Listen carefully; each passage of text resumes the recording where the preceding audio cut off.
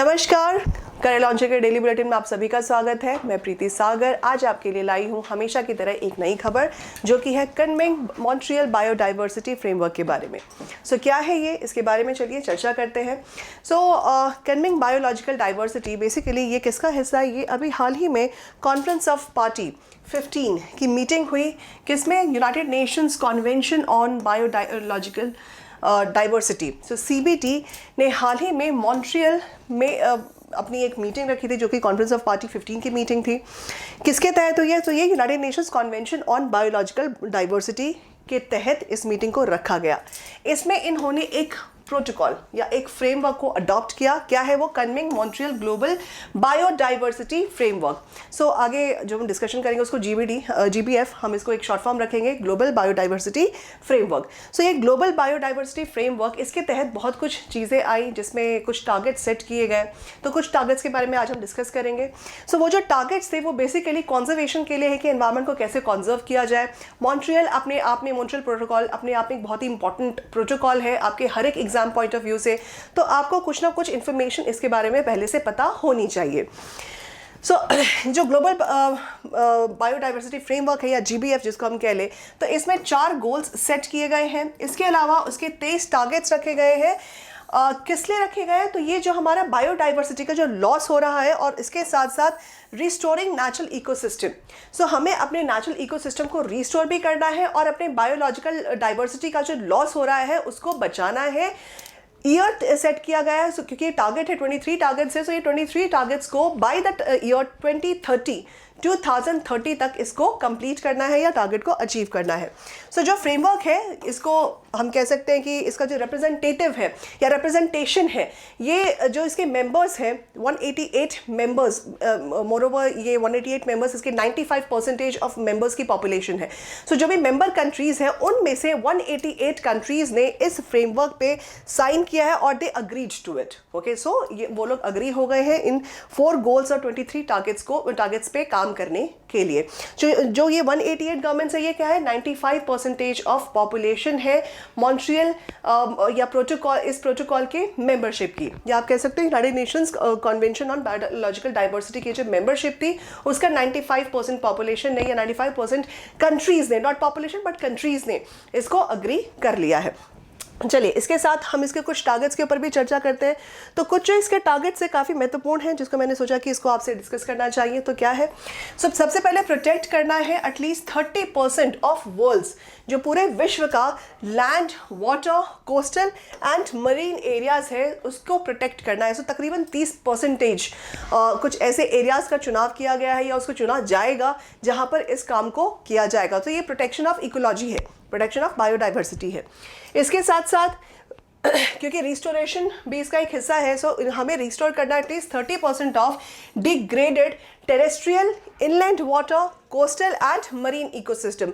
चारों जगह, मतलब जो भी हमारे पास अवेलेबल रिसोर्सेज है, चाहे वो टेरेस्ट्रियल रिसोर्स हो, इनलैंड वाटर हो, कोस्टल एरियाज हो, मरीन इकोसिस्टम हो, वहाँ पे प्रोटेक्शन भी प्रदान करना है, साथ साथ उसको रिस्टोर भी करना है। प्रोटेक्शन अगेंस्ट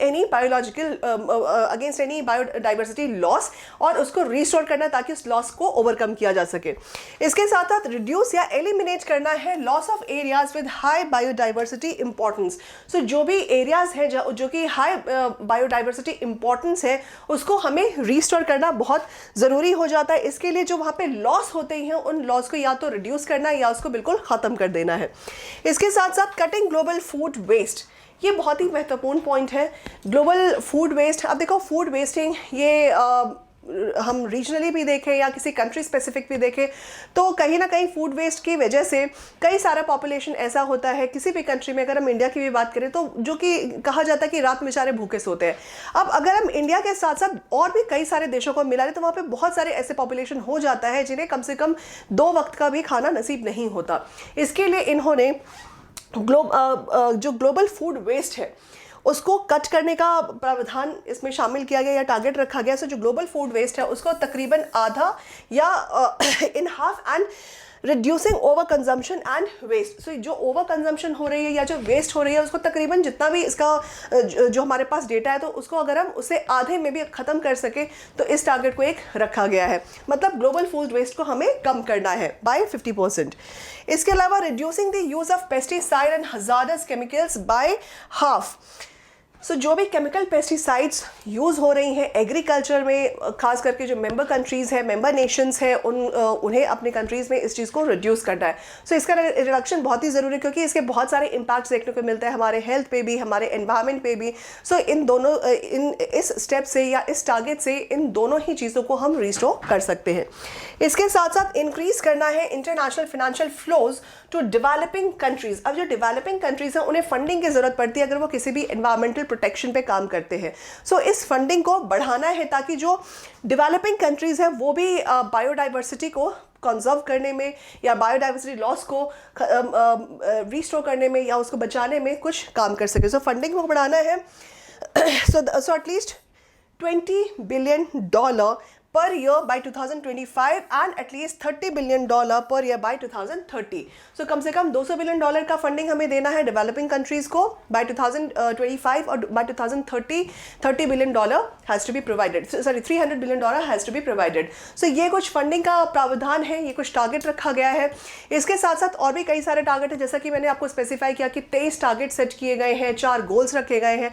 सो अपने आप में बहुत ही महत्वपूर्ण है। अब देखना ये है कि जो मेंबर कंट्रीज़ इस पर अग्री हुई है वो इस पे किस तरीके से काम करते हैं। India is one of that. So India का इस बायोडाइवर्सिटी रिस्टोरेशन के प्रति या प्रोटेक्शन के प्रति क्या कदम रहेंगे, इस पे भी हमें अपनी नज़र रखनी है। सो इस न्यूज़ के लिए या कनमिंग मॉन्ट्रियल प्रोटोकॉल के बारे में बस इतना ही।